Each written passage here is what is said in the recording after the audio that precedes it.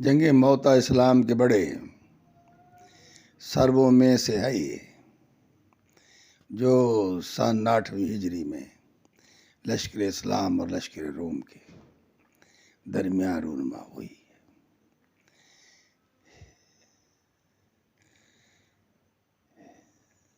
لشکر اسلام کے سپہ سالاری جعفر بن ابی طالب، زید بن حارث اور عبداللہ بن رواحہ کے کندھوں پر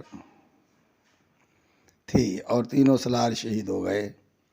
مسلمان اپنے تینوں سالاروں کی شہادت اور لشکر روم کی زیادہ تعداد ہونے کی وجہ سے خالد بن ولید واپس مدینے لوٹ آئے۔ اس جنگ میں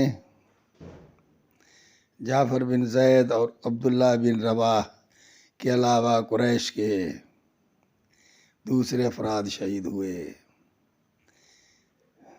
وہ درج ذیل مسعود بن اسود ادوی، عبداللہ بن سعد بن ابی سرح کا بھائی وہب بن سعد بن ابی سرح، قبیلہ خزرج اور بنی طیار سے درج ذیل افراد شہید ہوئے۔